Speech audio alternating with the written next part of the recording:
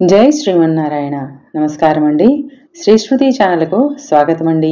నేను ఈ వీడియోలో అనంత పద్మనాభ స్వామి వ్రతం ఎప్పుడు చేసుకుంటారు, ఆ వ్రతం యొక్క కథ ఏమిటో వివరించబోతున్నానండి.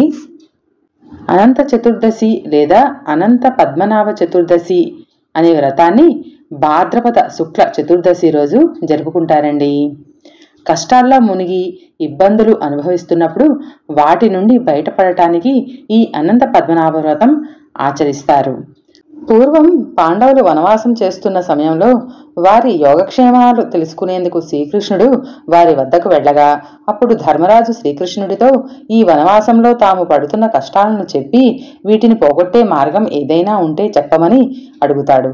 అప్పుడు శ్రీకృష్ణుడు భాద్రపద శుక్ల చతుర్దశి రోజు అనంత పద్మనాభ వ్రతాన్ని ఆచరిస్తే కష్టాలు దారిద్ర్యం అన్నీ తొలగిపోతాయని చెప్పి వ్రత విధానాన్ని ఈ విధంగా వివరిస్తాడు. పూర్వము కృతయుగంలో వేదాంగ శాస్త్రాలలో పండితుడైన సుమంతుడు అనే బ్రాహ్మణుడు ఉండేవాడు. అతనికి భృగు మహర్షి కూతురు అయినటువంటి దీక్షాదేవి అను భార్య కలదు. సుమంతుడు దీక్షాదేవి కొంతకాలం కాపురం చేసిన తర్వాత వారికి ఒక కన్య పుడుతుంది. ఆ కన్య పేరు శీల. ఆమె సుగుణవతి మరియు దైవభక్తి ఎక్కువ కలది.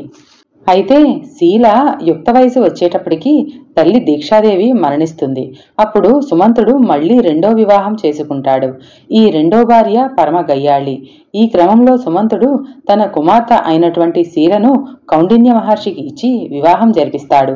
అప్పుడు సుమంతుడు తన అల్లుడికి ఏదో ఒక బహుమానం ఇవ్వాలనుకుని ఆ విషయాన్ని రెండో భార్యకు చెప్తాడు. ఆమె అల్లుడని కూడా ఆలోచించకుండా అమర్యాదగా ప్రవర్తిస్తుంది. దీంతో తన భార్య ప్రవర్తించిన తీరు పట్ల సుమంతుడు బాధపడి పెళ్లి కోసం వాడగా మిగిలిపోయిన సత్తుపిండిని తన అల్లుడికి బహుమానంగా ఇచ్చి పంపిస్తాడు. తరువాత శీల తన భర్తతో కలిసి వెళుతూ ఉండగా మార్గమధ్యలో కొంతమంది స్త్రీలు ఎర్రటి చీరలు కట్టుకుని అనంత పద్మనాభ స్వామి వ్రతాన్ని ఆచరించడం చూస్తుంది. అప్పుడు శీల వారి వద్దకు వెళ్లి ఆ వ్రతం గురించి అడుగుతుంది. ఆ స్త్రీలు శీలకు వ్రత విధానాన్ని విశిష్టతను వివరిస్తారు. అంతేకాకుండా ఈ అనంత పద్మనాభ స్వామి వ్రతాన్ని భాద్రపద మాసంలో శుక్ల చతుర్దశి రోజు ఆచరించాలని చెబుతారు. ఈ వ్రతం ఆచరించాలి అనుకునే స్త్రీ ఉదయాన్నే లేచి స్నానం చేసి ఎర్రటి చీరను ధరించాలి. ఈ వ్రతం ఆచరించే ప్రదేశాన్ని ఆవు పేడతో అలికి ముగ్గులు పెట్టి పూలు పత్రాలతో అలంకరించాలి. వేదికకి దక్షిణ భాగంలో కలశాన్ని పెట్టాలి. అలాగే వేదికకి మరో భాగంలో యమునాదేవిని, మధ్య భాగంలో దర్భలతో తయారు చేసి సర్పాకృతిని ప్రతిష్ఠించాలి. అందులోకి శ్రీ అనంత పద్మనాభ స్వామిని ఆవాహన చేసి షోడశోపచారాలతో పూజించి అర్చన చేయాలి. ఈ వ్రతం ఆచరించే సమయంలో పూజకు అవసరమైన ద్రవ్యాలు అన్నీ 14 రకాలు ఉండేలా చూసుకోవాలి. ఈ వ్రతం గురించి తెలుసుకున్న శీల వెంటనే శ్రీ అనంత పద్మనాభ స్వామి వ్రతాన్ని ఆచరించడమే కాకుండా తన తండ్రి భర్తకి బహుమతిగా ఇచ్చిన సత్తుపిండితో అరిసెలు బూరెలు చేసి బ్రాహ్మణులకు వాయనం ఇచ్చింది. ఈ వ్రత ప్రభావంతో సుగుణవతికి అఖండమైన ఐశ్వర్యం ప్రాప్తించింది. ఈ వ్రత మహత్యం కలిగిన ఐశ్వర్యంతో కౌండిన్యుడికి బాగా గర్వం పెరిగింది. దీంతో ఓ ఏడాది సుగుణవతి వ్రతం ఆచరించి చేతికి తోరం కట్టుకుని భర్త ఆశీస్సుల కోసం దగ్గరికి వస్తుంది. వెంటనే కౌండిన్యుడు చేతికున్న తోరాన్ని చూసి కోపంగా ఎవరిని ఆకర్షించడానికి చేతికి కట్టుకున్నావు అంటూ తోరాన్ని తెంపేసి నిప్పుల్లో పడేస్తాడు. అహంకారం గర్వంతో కౌండిన్యుడు చేసిన పనికి కష్టకాలం మొదలవుతుంది. కాలక్రమేణా దరిద్రులుగా మారిపోతారు. దీంతో కౌండిన్యుడి మనసులో పశ్చాత్తాపం మొదలవుతుంది. తను చేసిన తప్పుకు పశ్చాత్తాపంతో అనంత పద్మనాభ స్వామి వారిని దర్శించాలని అనుకుంటాడు. వెంటనే పద్మనాభ స్వామిని అన్వేషించుకుంటూ బయలుదేరుతాడు. అప్పుడు మార్గమధ్యలో పళ్లతో నిండుగా ఉన్న మామిడి చెట్టుపై ఎలాంటి పక్షి వాలకపోవడం చూసి ఆశ్చర్యానికి గురవుతాడు. తరువాత పచ్చడి పొలంలోకి వెళ్లకుండా దూరంగా మేస్తున్న ఆంబోతిని చూసి ఆశ్చర్యపోతాడు.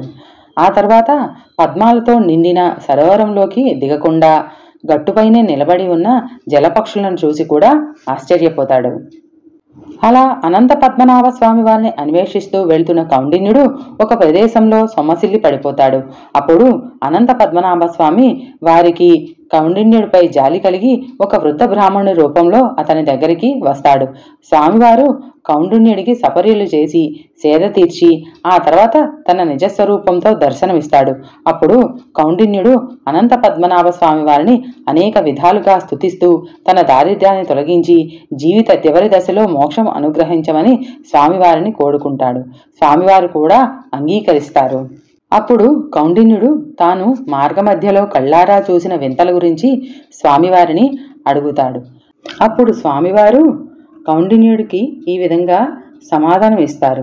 ఓ బ్రాహ్మణ శ్రేష్ఠుడా, పూర్వము ఒక బ్రాహ్మణుడు సకల విద్యలను చదువుకుని గర్వముచే ఎవరికీ విద్య చెప్పకపోవటచే అడవిలో ఎవరికిని ఉపయోగించని మామిడి చెట్టుగా జన్మించాడు.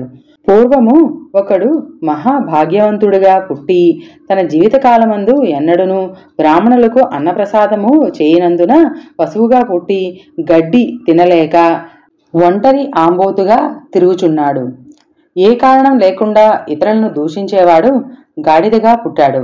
అధర్మంగా నడిచేవాడు ఏనుగులా పుట్టాడు. నీకు కనువిప్పు కలగాలనే మార్గమధ్యలో వాటిని నేను నీకు కనిపించేలా చేశాను.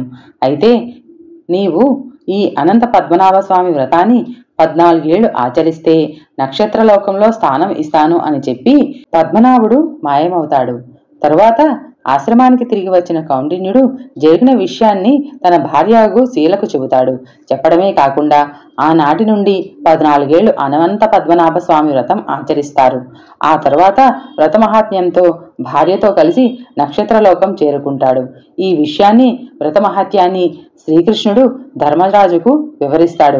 అప్పటి నుండి నేటి వరకు ఈ వ్రతం కథ చదివినా విన్నా అన్ని కష్టాలు తొలగిపోయి దరిద్రులు కూడా అష్టైశ్వర్యాలతో సిరి సంపదలతో తొలతూగుతారని, చివరిలో మోక్షం పొందుతారని శాస్త్రవచనం. అయితే ఈ సంవత్సరం సెప్టెంబర్ 6వ తారీఖున ఈ అనంత పద్మనాభ స్వామి వ్రతం వచ్చిందండి. ఈ అనంత పద్మనాభ స్వామి వ్రత కథను విని ఆ పద్మనాభ స్వామి కృపకు పాత్రులు అవుతారని ఆశిస్తూ స్వస్తి.